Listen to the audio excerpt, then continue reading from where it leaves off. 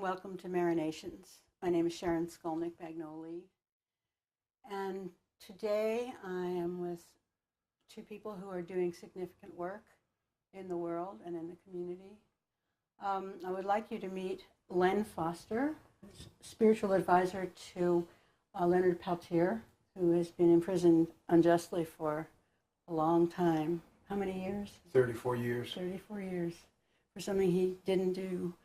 And I would like to also introduce you to Antonio Gonzales, who is the director of AIM West, which is a national and international organization.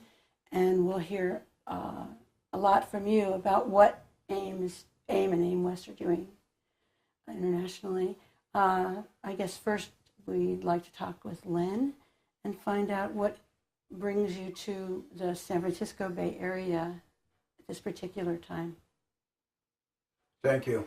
My name is Lenny Foster. I'm the program supervisor for the Navajo Nation Corrections Project. And my work involves providing spiritual counseling and advocacy for Native American inmates that are incarcerated in state prisons and federal penitentiaries. I visit 96 facilities throughout this country, primarily in the western region of the United States.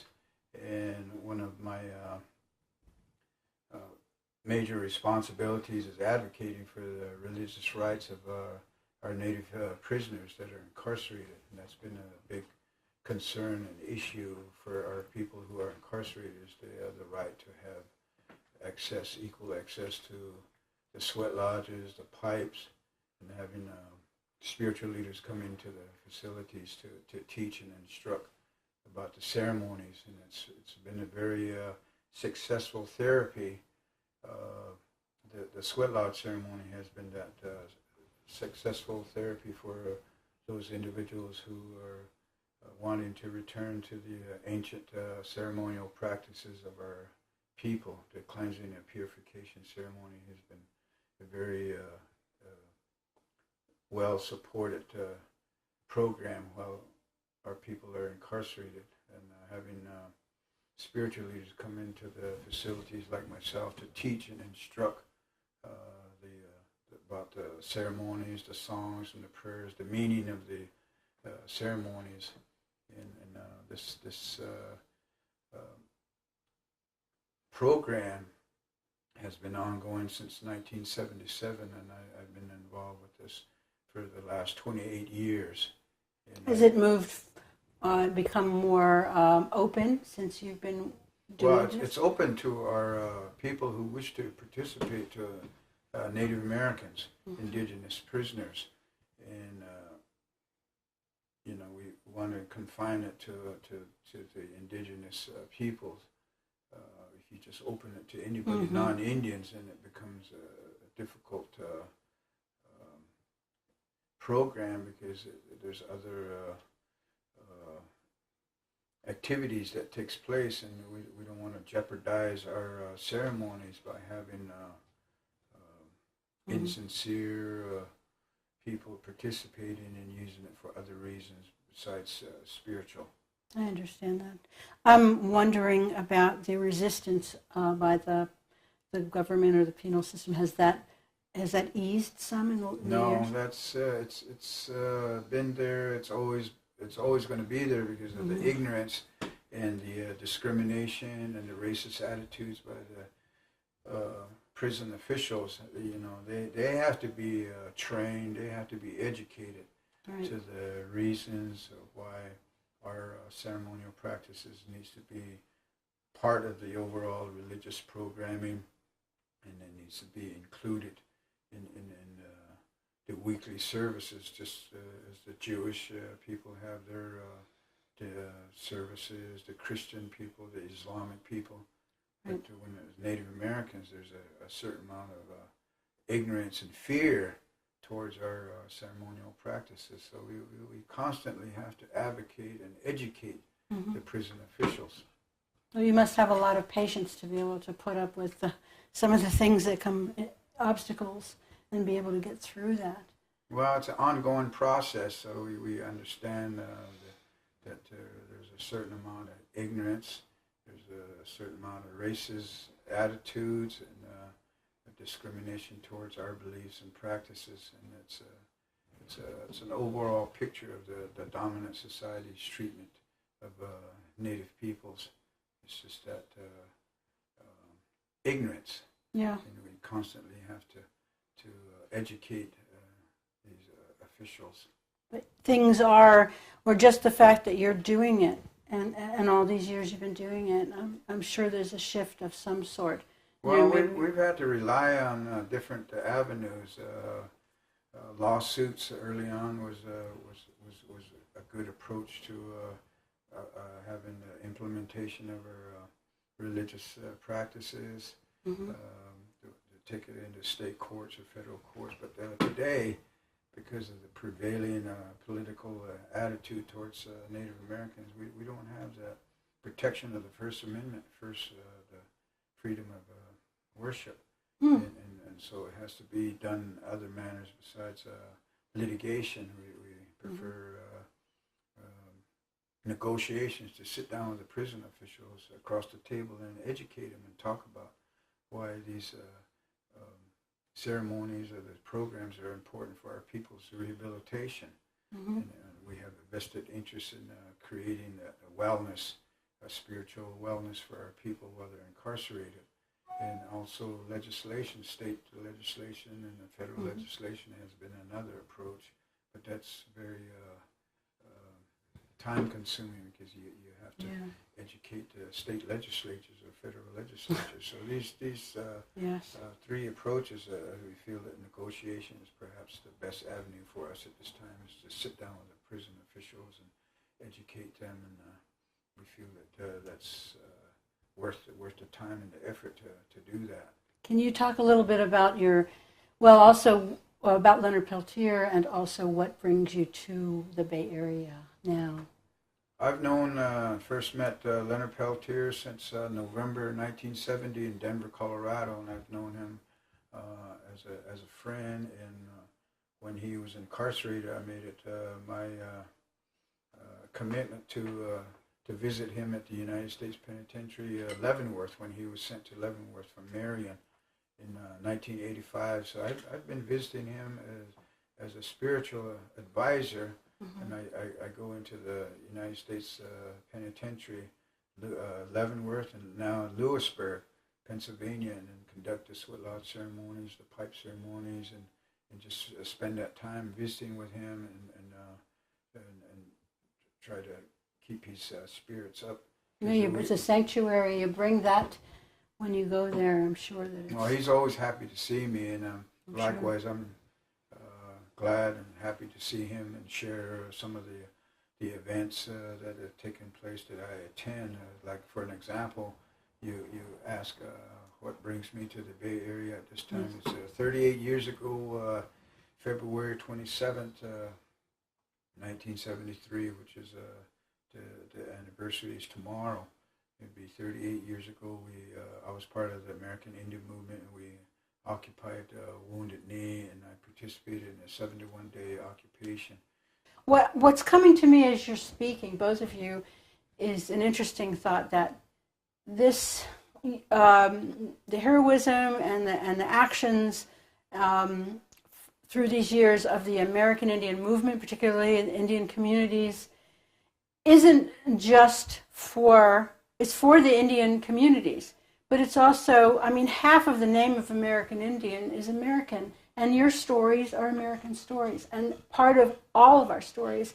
And I think it's high time and past time to stop seeing you guys as the other, or us guys as the other. We're all part of this picture. Not that we wouldn't have done it differently if we had a choice, but here we are, and this is what happened, and what the efforts that the Indian people have done in the last, since I've been involved in 76 in the last 30 some years, it's remarkable, and it's made me feel stronger as a human being and prouder as an American. Certainly, our talking about the international achievements or involvement are important for listeners, the public, to know and to understand, to begin demystifying that that cloak or that blinded area from 73 to the present, that most people have an image of AIM and American Indian movement as rifle-toting radicals, from Wounded Knee. But certainly the international achievements, of which I've been a part of it as well, and influenced by Bill Wapapa, whom some of your viewers knew his leadership. Myself also involved as AIM and with American Indian movement, and through the International Treaty Council, certainly was involvement with the World Health Organization and the United Nations Environment Program, the United Nations World Intellectual Property Organization, or WIPO as it's referred to, UNESCO, the United Nations Education, Social, Cultural Organization that's based in Paris. All of these and many other international UN bodies, the American Indian movement moved into and began to influence their policies and view of Indigenous peoples. Whereas prior to that, even prior to 1977, at that first gathering in Geneva, Indigenous peoples were referred to as minorities or folkloric, very paternalistic by the United Nations, different government bodies and governments themselves. But that was all dispelled or shattered in 1977. Do you think that when AIM acquired status through the International Indian Treaty Council as a United Nations body in the Economic, Social, Cultural Organization, that American Indian movement has created from Geneva, Switzerland in 1977, spawned this awakening, inspired Indians, people all over the world, including the Black Indians of Africa and the continent. I say that in terms of color as red Indians of the Americas and yellow people of Asia and the white people of the Scandinavian region, well, the black peoples of the African continent. It created an awakening within themselves as indigenous and tribal peoples, even though colonial governments within the African continent, for example, sought to suppress or repress indigenous and tribals and try to create this colony, or states of which to govern, to extrapolate resources and other mineral wealth. Right. It's really an accomplishment if people absolutely were to look at how AIM has influenced the international indigenous movement that we have today, and it's being felt more and more. For example, in Cancun, just recently, the climate conference on global warming that is going on, and now governments and people are looking to the indigenous points of view of how to care and maintain the earth, to reduce the emissions, the polluted water, and all these kind of solutions that they don't have. They're looking. Always had a relationship with Mother Earth, and just the manner in which we use the water and the resources upon Mother Earth, the irrigation, the growing of crops, and our spiritual practice has a big influence on that. The prayers, the ceremonies, praying to the spirits and making it conducive for rain and the weather. I think that's something that's misunderstood. We as landlords of Mother Earth have that special relationship, and I think the Indian movement in this country has been a big influence and inspiration for other third world countries and peoples looking to the American Indian for its direction and guidance. And you see these revolutions that are taking place today, and I think just the ideas or the notion of how we deal with our we believe that the five-finger people, the human being, has a responsibility, and we need to learn that responsibility and how to relate to the forces of nature. And you're talking about irrigation of water and taking water and using that to grow our food and crops and our livestock. Those have been with us for generations, those practices, and as the influence of the white man has colonized our thinking, we've gotten away from those practices, and the fight for water, the struggle for water rights is very evident today, and we want to be able to have access to water so we can have running water in our homes and use it for our crops to plant, irrigation, and use it in a manner which we're able to sustain ourselves. And I think some of those thoughts and practices that we've gotten away from, and we live our daily lives in a very spiritual manner. We pray to the forces of nature, and that's something that's was revived through the Indian movement in this country. The American Indian movement became a spiritual movement. It had become more than just an organization or just using the processes of organizing, being secular. Mm-hmm. And the American Indian movement went back to the sweat lodges, went back to the Sundance, went back to the pipe ceremonies, using tobacco and cedar and the fire and praying with the forces of nature. And I think that's what this country has forgotten, how to relate to the forces of nature and asking the spirits to help us. And there's different ideas or reasons for why there's climate change. And I think it's because we've become imbalanced. Our feelings and our the way we live our lives influences all of that. And Mother Earth is very much influenced by how we live as five-finger people. The nebula, that's what we refer to the human being, and we use that as part of our prayers. And I think that's this country has forgotten about that.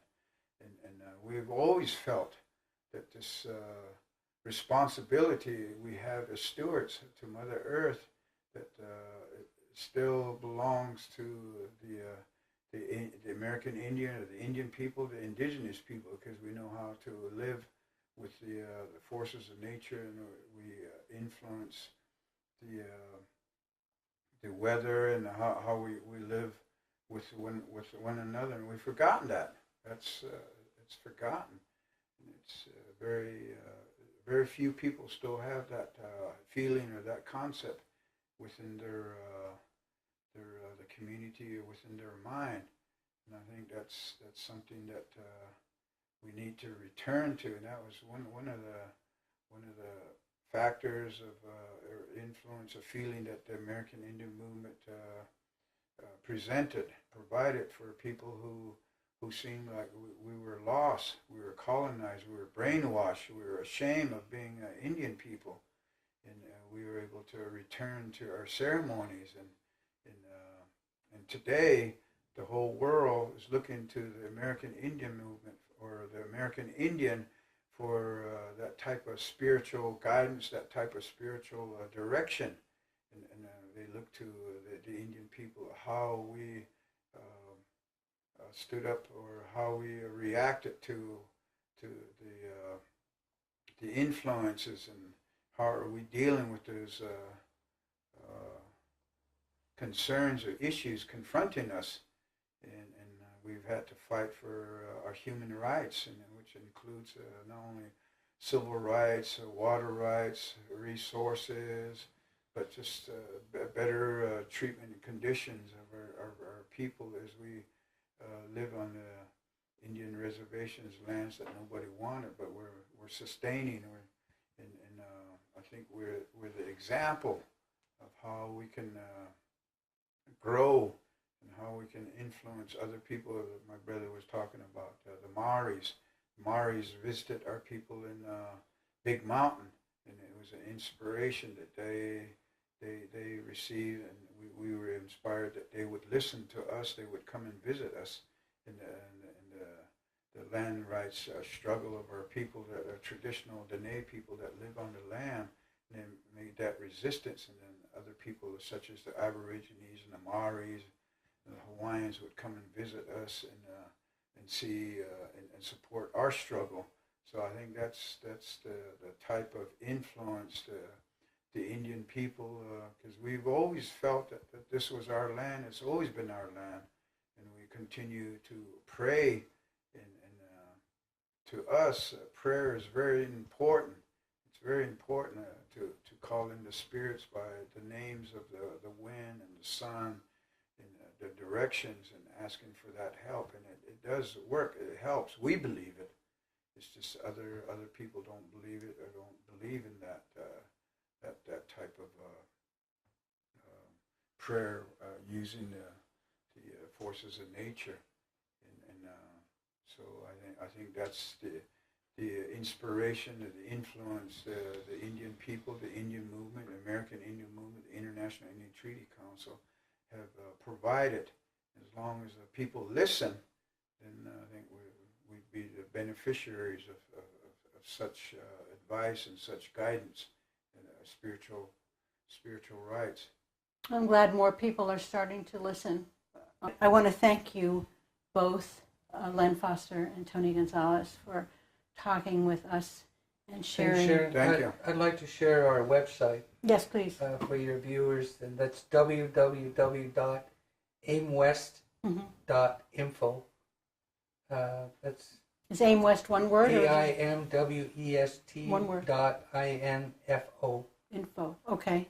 A lot of what we talked about, both Len Foster and myself today, you'll find on our website.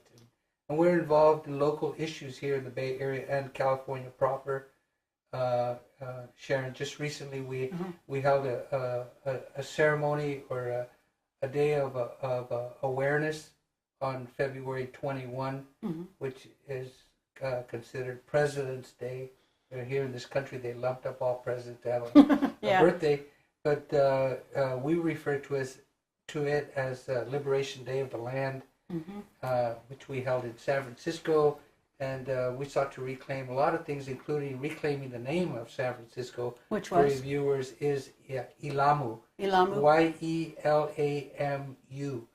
And you can, when you write your letters or whatever, you put San Francisco in parentheses, but put more emphasis on Ilamu. And in California, of course, we're involved.